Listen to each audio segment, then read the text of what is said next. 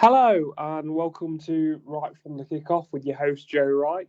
And joining me, as always, is a rather jubilant and excited William Bayliss. How you doing, Will? I just can't get enough, Joseph. I just can't get enough. What a win! What a win Yeah, against you boys. yeah. How do you Well, feel, Joe? I feel terrible, but we'll get on to that in a second. Just to before we get started, as always, just remember we are on Facebook, Instagram, and Twitter, as well as YouTube. So get liking and subscribing. We always want to hear your opinions, and especially this week with it being kind of more a fan reaction based podcast, it'd be great to get your opinions on the Leicester Forest game. But we're going to go into it. I'm going to hand it over to you now, Will, because obviously your team did terrifically well. Do you want to talk us through the game, or do you just want to talk us through how you're feeling? Either or, go for it. Well, Joe, I, for one, would love to.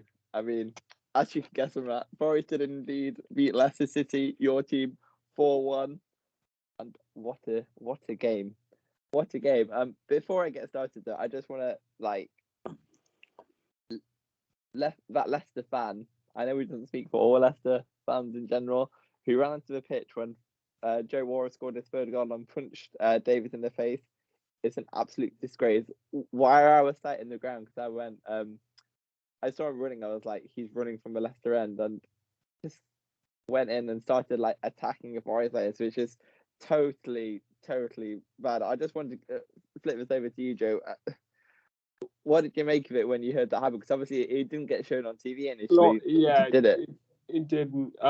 Well, to be honest, my mood at that point wasn't great anyway because of the performance on the pitch. But Leicester fans, let's forget about the performance for a second. Leicester fans on Sunday really didn't paint themselves in glory.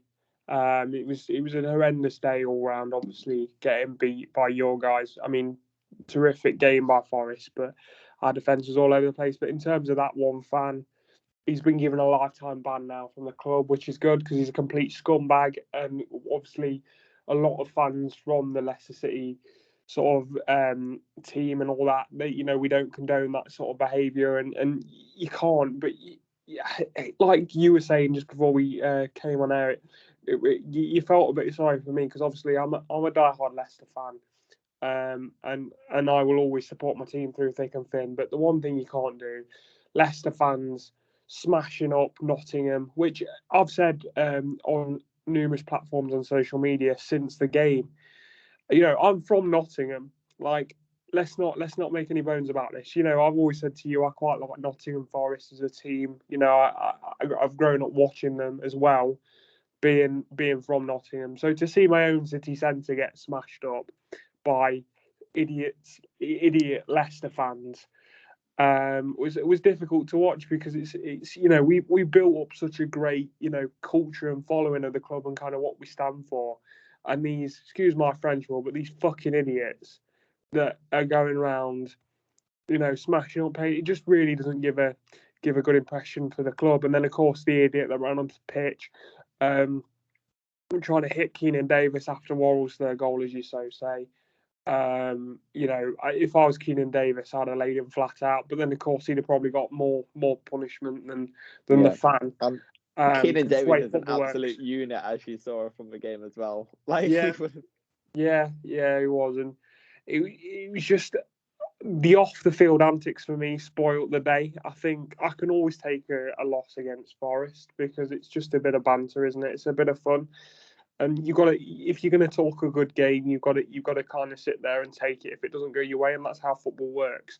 But the off the field antics is absolutely disgusting by Leicester. yeah, and we do not condone it as well. Like, No. I think all clubs have them at the end of the day, don't they? But enough about that. Let's get back to on field because that's what I want to talk about now.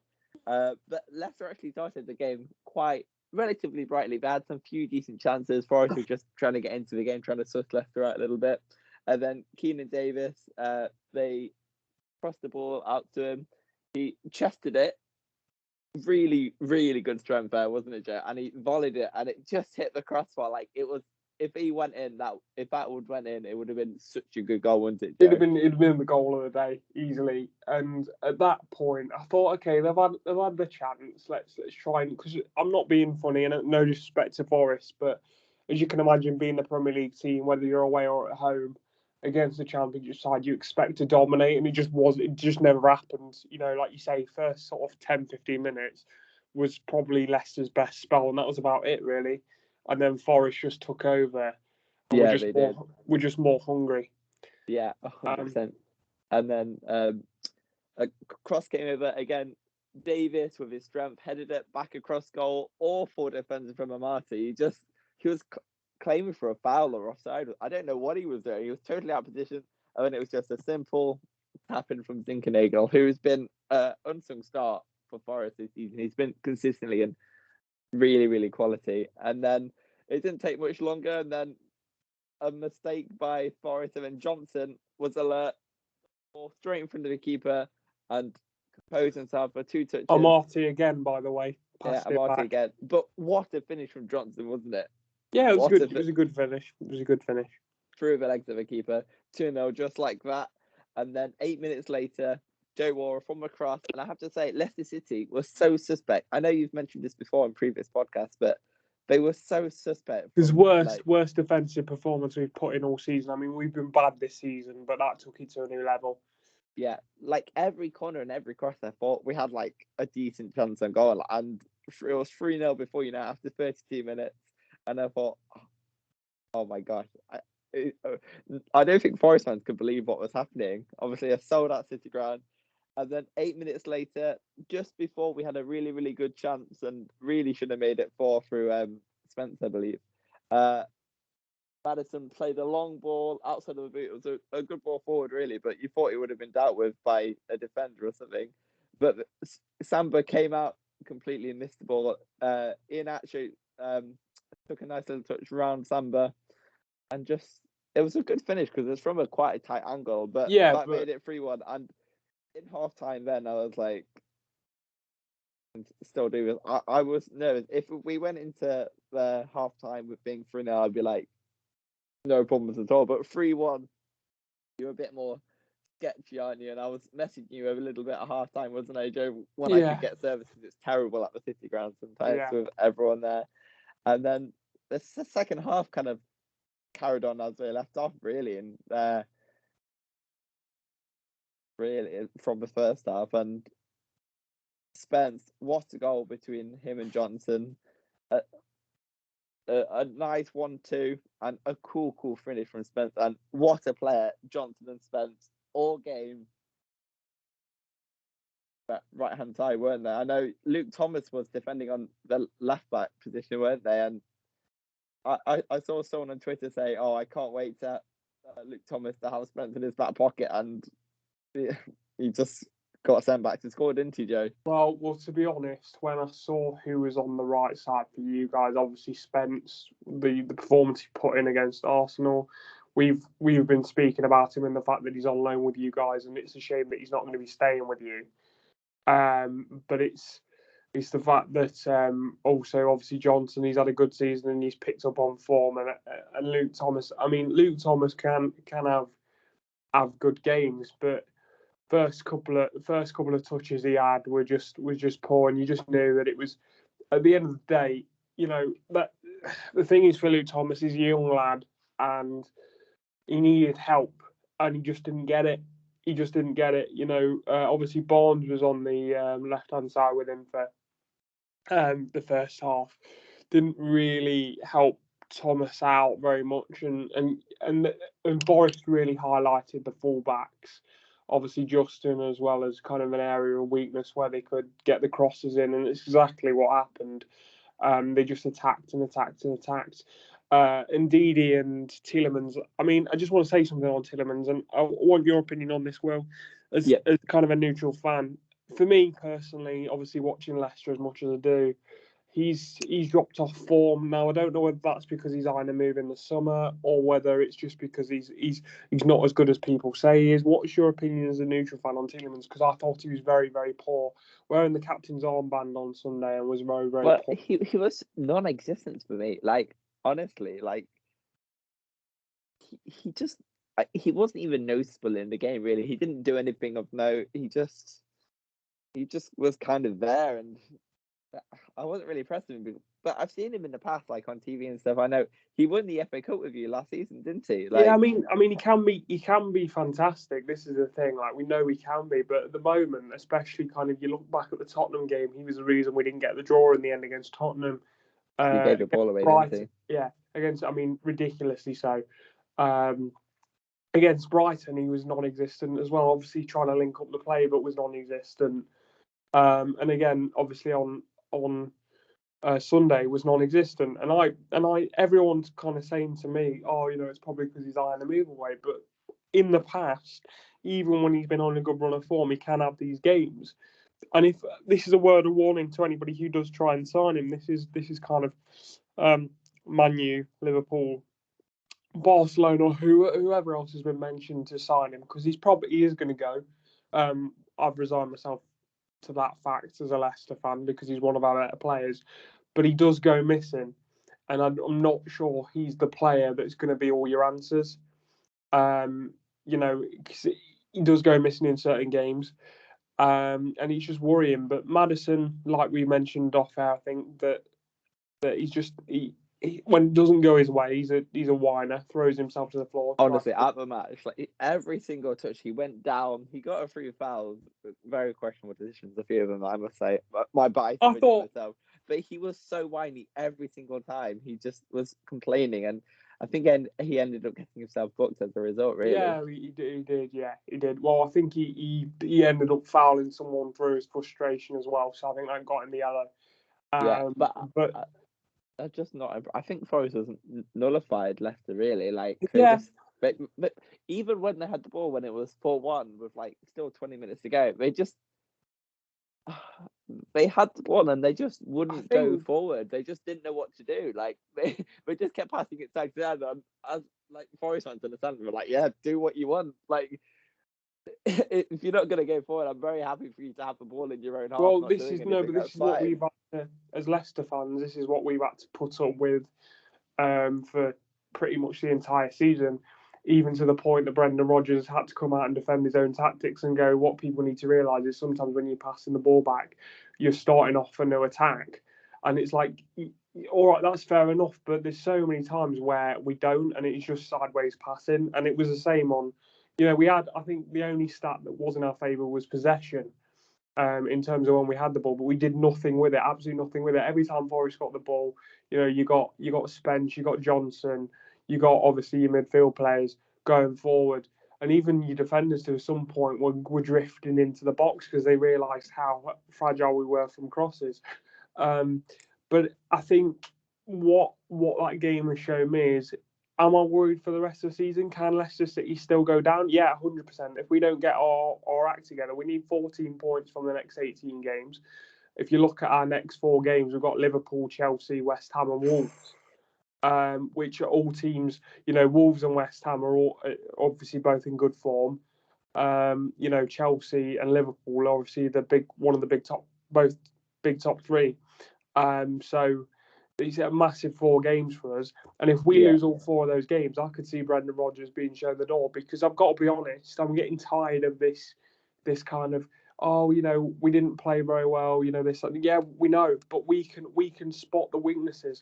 100%, 15 minutes, about half an hour in, I could have told you, right, John, Thomas needs to be taken off that side, or needs to be taken off, because you're running right down that wing. Like, that's me. I'm not a football manager. I'm just a fan. But you can tell there's certain areas where we are weak, and it's the fact as fans. Yeah. But Joe, I got a question. How would you have stopped Spence then?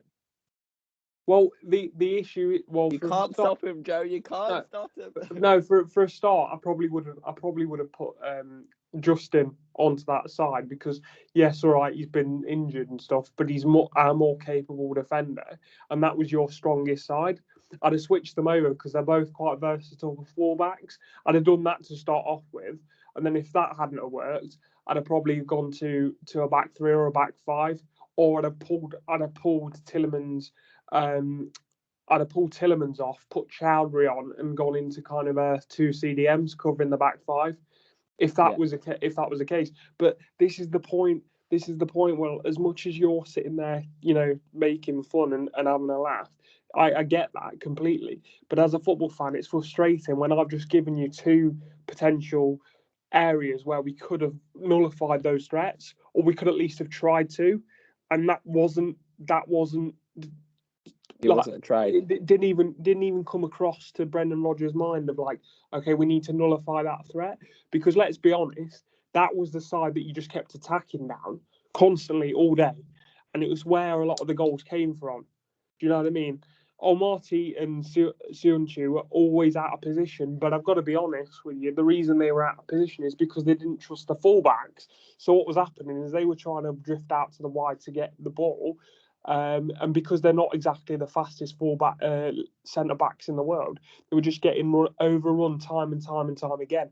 Defensively from corners, we just don't man marking. Stop doing this zonal one corner, man marking the next. Just stick with man marking. Yeah, it was like, but I just would say from the goal from Worrell, Forest fans after the Derby match, we heard that Worrell was going to be out for 6 weeks after having a broken rib against Millwall, and after 2 weeks he's back. I mean, Worrell was unbelievable again, and I'm so happy he got his goal because he is Mr. Nottingham Forest at the moment, like a local lad, and we can't be happier for him, honestly. No, I'm obviously, I don't like just now the kind of sour notes out of mine. You can tell obviously how angry I still am at the performance. it was atrocious. Thing is, I've not spent a lot of the last 2 years being angry about football. I've been disappointed. You look back at the Man U game at the end 2 seasons ago, last year, the season when we missed out on Champions League. Same again with Tottenham. I felt disappointed and I felt dejected, but I didn't feel angry. Maybe I've gotten close to when we've been beaten by West Ham by 4-1 or whatever. But I honestly think, and I said this to you, if we'd have put that performance in against anybody else, I'd have been as angry. Yeah, it was atrocious. But yeah, I think going forward for Leicester. But I've said this as well, Will, this week, and sorry, I'm just kind of having a few thoughts. I've said this as well. It's the case of we've got Liverpool tomorrow night. So as of today, it's Wednesday. We've got Liverpool tomorrow night, and I'm not saying we're going to win the game. I think we'll lose the game still, but I can guarantee you we'll put in a performance. And yeah, it's a very Leicester thing to do better against a better side. But it's immaterial. We're out the FA Cup. Forest, no disrespect, but Forest aren't going to win the FA Cup. We're never going to win the FA Cup playing like that, obviously. But it's just the first game that Leicester and Forest have played against each other in 8 years. Leicester have finally come into the City ground as the overall favourites, as the big favourites, and we put in a performance like that. We wipe the floor. But if you were like, I've heard this been said a few times, but if you were not interested in football, you've never seen football before, and you watched that game, you would have thought that Forest would have been in the high division, wouldn't you? No, yeah, but you wouldn't if you'd have said, right, one of these are in the Championship and one of these are in the Premiership, you wouldn't have even said one of them in the Championship. We were that poor that we were League One, League Two standard at times. It was poor. It was so poor. On a Forest note then, because you spoke about Leicester enough now, I think. Sorry. What did you think about Steve Cooper? Like, as a Leicester fan, how do you think Steve Cooper has done so far? Okay, Forest? Because I think he's magic. Yeah, obviously, yeah. I mean, just giving Forest some credit. Obviously, like I say, Brendan Johnson, absolute revelation. I think the fact you managed to keep him in January is a very good move. I think you guys were on the way to getting promoted, for sure, with the way that he's got you set up. I think he came out after the game and highlighted kind of areas where Leicester were weak, and it's the fact that your opposition coach and staff can highlight where we're weak, but our own manager can't. But I digress.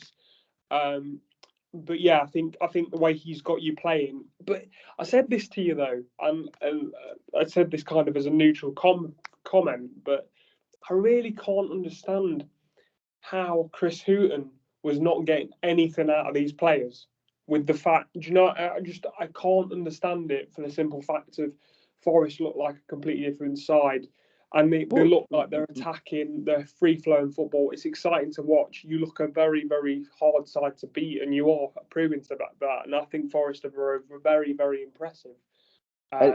It's not only the style of football we play now, which is a lot better, a lot more attacking. We have plan A's, plan B's, where Chris Hughton only had one plan, and then if it didn't work, he just carried on doing that plan, and he was very defensive minded. But we always ended up losing anyway, so you might as well just I think go for obviously it a bit more. you won't have noticed this at the ground. But I think this is something that Steve Cooper needs to be given credit for.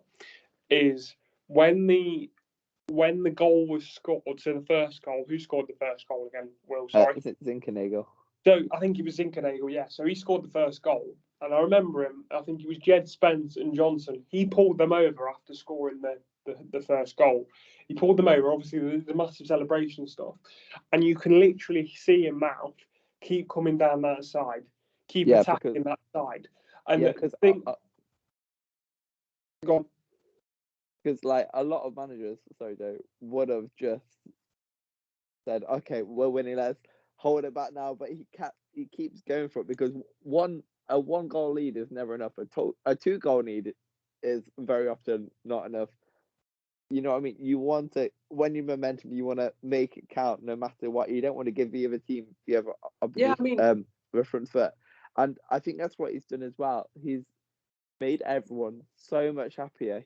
Every game he talks about this culture which he wants to build, which I think is really, really important in our backgrounds. Joe, well, obviously we met on a coaching degree. Like, we understand how important the psychology and the culture around teams and sports teams particularly is, because like it's well and good saying, "Oh, we want to play this style of football," but if you're not happy and if you don't feel like your voice is being heard, then you might not play to the best of your ability. But everyone is happy, everyone's on the same page. It's a very open-minded culture we have, where it goes wrong, wants the players to come out and share with him. You know what I mean? Like, it's a very team mentality. It's a lot of really good. You're gonna like this one.